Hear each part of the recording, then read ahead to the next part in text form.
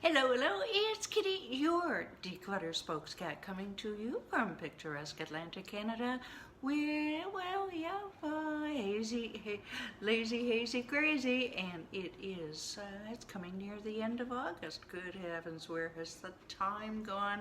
Some of the children are already back in school, some of them are going back to school. It really is a fact that time goes faster as we get older. Why? Not because it really goes faster, but because it's relative. And you see people over the age of 40 complain. Well, we don't complain, we just notice that the time, yes, it is going faster. That's my observation for today, that being Monday, August 23rd, and we are on day 354 of our Facebook Lives, dedicated to just making a little bit of a difference in your life. Maybe a little bit of a lift, a little bit of a cheering up should you need one, maybe a little bit of information that you already knew, but you know what? Everybody needs a reminder every now and then, don't they? I certainly do, and we want to entertain you. Yeah. All right, and thank you for joining. Hello, hello. And good heavens, who do I see here without my glasses? I see Pam. Hello, hello, Pam. Oh my goodness, hello Michael. Wow, Pam, I will be in touch with you via Voxer towards the end of the day. Oh, I see all of you. That's right, today is Monday, one of my favorite days of the week, and that is when we at Declutter The Brain have our group client call, and good heavens, I just love that. We really do have, we have some interesting calls, and that actually is part of today's call. Who am I before we get moving? I'm Kitti. Entrepreneurs hire me to eliminate their clutter and overwhelm in 90 days so that they can focus on making more money. Hey, more money is always a good thing, isn't it? Now, I believe the physical clutter and lack of focus or concentration are really, really intertwined. And so that's why I've developed my step-by-step one system that helps my clients clear years of clutter without getting completely overwhelmed by the process. Now, that sounds like something that could interest you. Hello, Sarah. Wow, gang's all here. Stay tuned and we'll chat. If you'd like to learn more. All right, before I move on, Declutter the Brain, the Facebook group. If you haven't joined, why haven't you? Just come and check us out. We are we have a common goal to clear the physical clutter and mental clutter, if there is any, that holds us back from being the super achievers that we want to be, that we were meant to be. And we work together to help you minimize your overwhelm and maximize your productivity. The link is down below. Come and check us out. You can always leave if you like, but I don't know why you would. We are going to be bringing in workshops and special guests. Unfortunately, this takes a little bit of work to set it up on our team's part. So hey, but come and join us. We're small too. We're not like 10,000 people, which, yeah, you get kind of lost in the crowd, don't you? All right. So speaking of things, out of last week's group call, was it last week, Michael?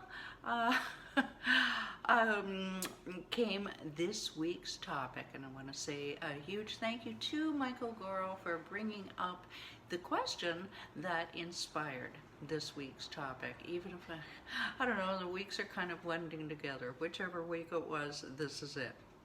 And that is, what happens when people try to help you declutter? In fact, the title of this week's series, I actually gave it a title. Title is "Why Won't You Let Us Help?" Let me count the ways, as that bard from Avon used to say, and I don't mean the Avon ladies, I mean Shakespeare. Now, we appreciate it. Don't get us wrong. We don't want to be churlish here. There's your word for the day, churlish. No, I don't have a definition right in front of me because it just came to my head. ask them, put in the comments below if you want the definition for churlish and you don't feel like looking it up, and I'll reply to you. Put anything in the comments. Well, put something nice in the comments. All right, so don't get us wrong. We appreciate, believe me, and I've danced the Clutter Dance. I still dance it every day in an effort to keep on top of it. But what if it gets out of hand?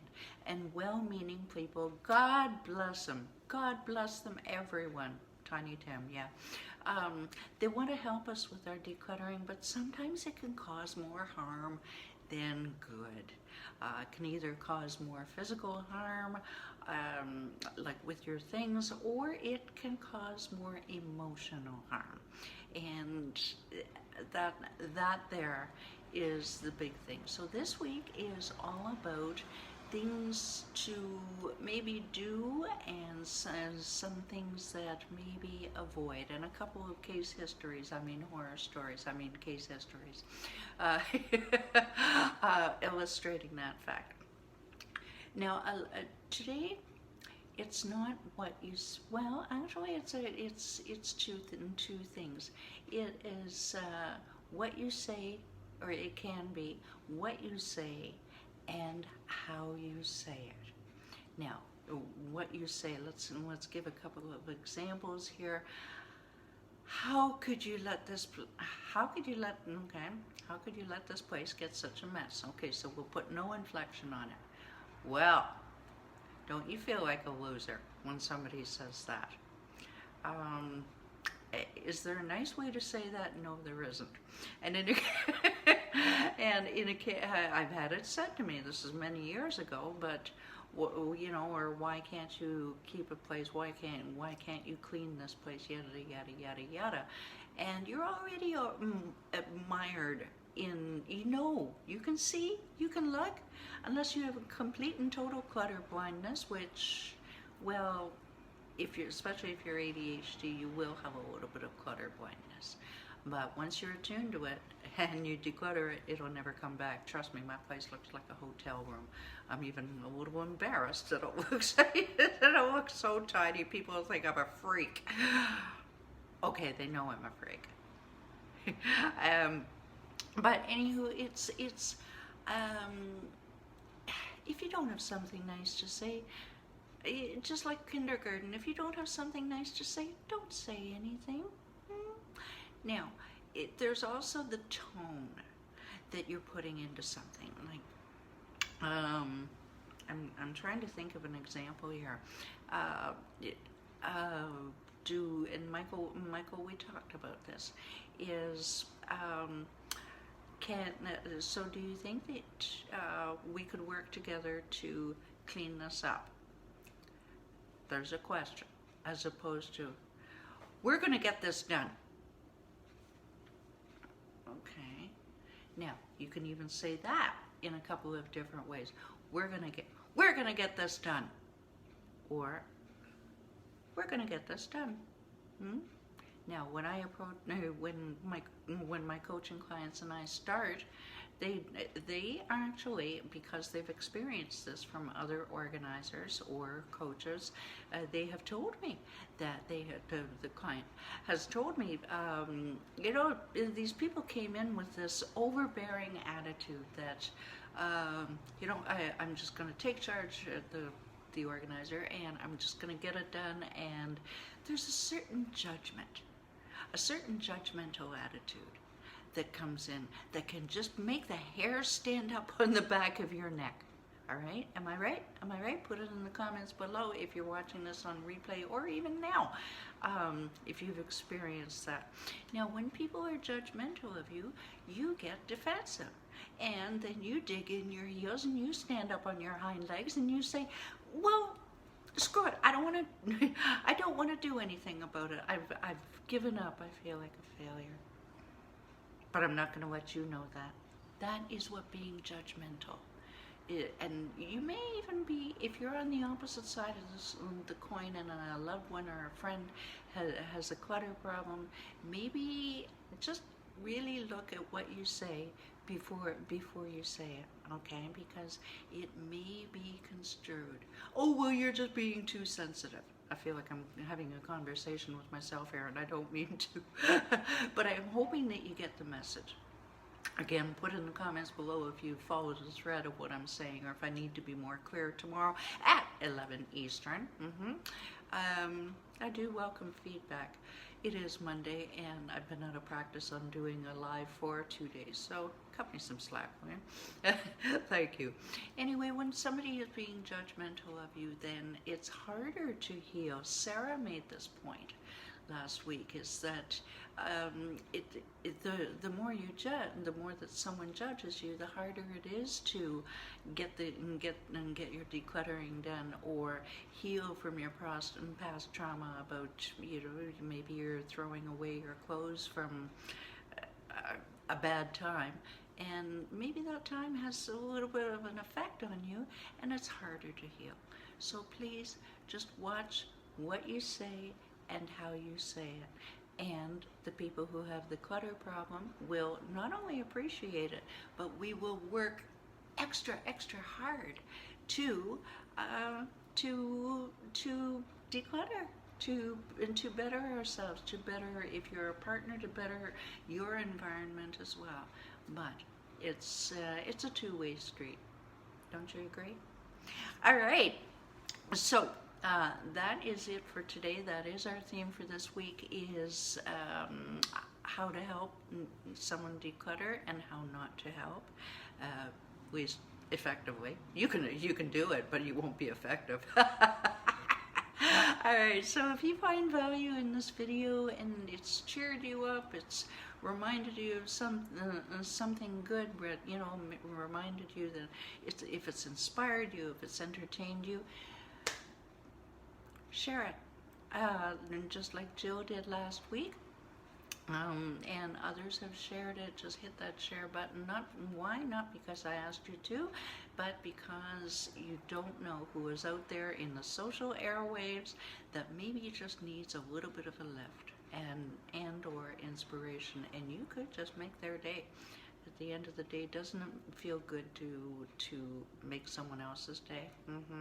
Yeah, that's why I love my days with my clients, because they tell me that I've made a difference in their lives, and that just fills my heart with pride and joy. It really does. Also, where are we at here? I want to give you something. Actually, no. Actually, yeah, I've already got it out of the envelope. Told you it's Monday. All right.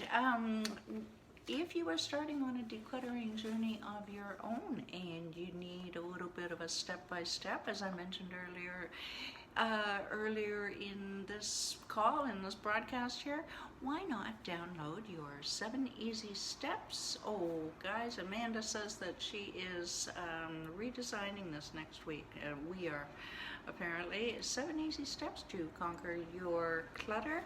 It's intended as a grounding tool for your declutter journey and beyond, and it really is 7 easy steps, and they come to you with short little 3-minute videos with yours truly, to basically so you're never alone. And that's another thing here, Declutter the Brain, is you're never alone. We work together.